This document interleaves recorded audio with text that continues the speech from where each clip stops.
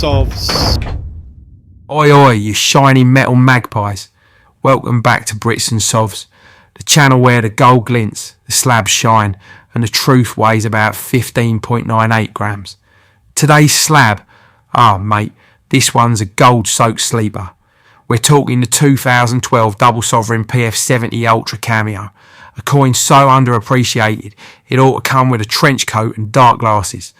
It's not just rare, it's a celebration wrapped in a mirror field, with a slice of British heritage pressed into every edge. Now, before we get stuck in, quick one for you.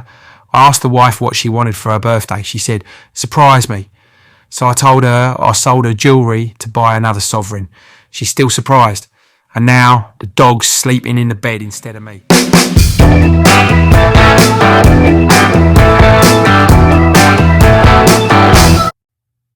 Let's rewind. 2012. What a year to be British. You had Queen Elizabeth's Diamond Jubilee, 60 years on the throne, without so much as a wobble. She waved, we waved back, and every village from Brighton to Blackpool put up more bunting than a primary school Christmas fair. Then came the London Olympics. Mo Farah became a legend. Jessica Ennis-Hill turned the nation's hearts into protein shakes and the opening ceremony. That thing had more symbolism than a GCSE English paper. Danny Boyle basically made patriotism cool again, with kettles, chimneys, and Mary Poppins descending from the sky like she was about to audit your childhood. And while all that was going on, you had Adele belting out Skyfall like MI6 had hurt her feelings, and Ed Sheeran creeping into everyone's playlists with Give Me Love, back before he was worth more than most small countries. The Avengers had just dropped, Skyfall was dominating cinemas, and The Dark Knight Rises had every lad speaking in a Bane voice, wishing they owned a trench coat.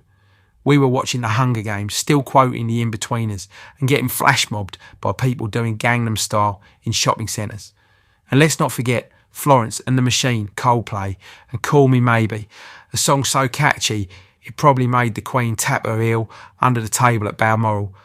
And the Mayan calendar, yeah, apparently the world was meant to end. Turns out they were just forecasting UK mortgage rates. So what did the Royal Mint do to mark this chaotic cultural masterpiece of a year? They dropped a Double Sovereign, not your standard, not your basic. This was heavyweight, history-soaked, precision-minted Majesty. Only 1,994 proof coins were made. That's fewer than the number of people who still think British Gas customer service is helpful.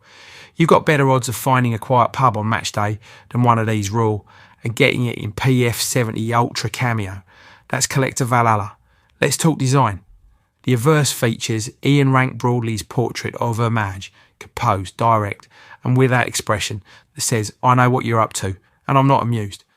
The IRB initials are there, tucked in discreetly, like a tattoo only coin geeks get excited about. But the reverse, oh boy, Paul Day's reinterpretation of St. George and the Dragon is nothing short of cinematic. Gone is the quiet grace of Pistrucci. In comes full-blown mythical carnage. George's mid-swing, horse rearing, cloak snapping, like he's just been summoned by a divine coin collector and handed a dragon-slaying mandate.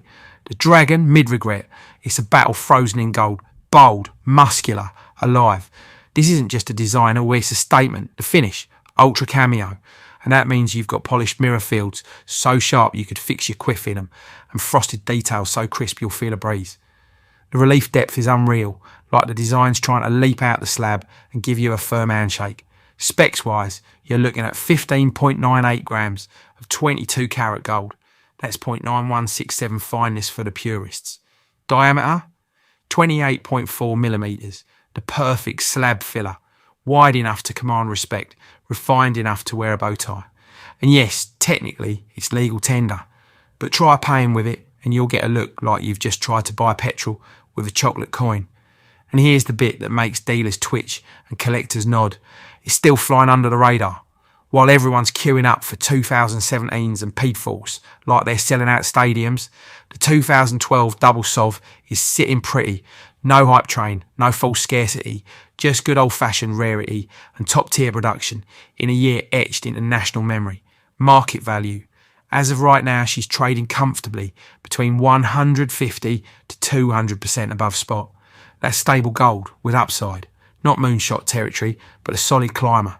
And when collectors catch on, you'll be glad you bagged it. before it started doing laps. This is the kind of coin that doesn't just sit in your collection. It holds court. Put it next to your modern sovereigns and it'll look like royalty crashing a house party. It's not loud. It doesn't need to be. It's the sovereign version of a perfectly tailored suit, understated, powerful and completely undeniable. If you've got one, polish the slab, pour yourself a celebratory cuppa and give yourself a slow nod. If not, well, what are you doing? Go hunt, because this is one of those coins that in 10 years will be in the I should have bought it folder in your brain, right next to Bitcoin and that flat you didn't bid on in 2009. Anyway, I better leg it. The wife's just clocked the bank statement and asked why the Royal Mint's charging us more often than the electric company. She's standing there now with one eyebrow up and both arms folded, and when that stance appears, even the cat leaves the room. So I'm off before she starts demanding I slab me debit card. Smash that like button, like you've just spotted a mislabelled proof in a charity shop. Drop your rarest coin in the comments, or the one that slipped through your fingers, and don't forget to subscribe. We don't do fluff, we do full fat bullion history with a side of sharp banter. Thanks for watching, and until next time, my fellow metal magpies, stack high, stay golden.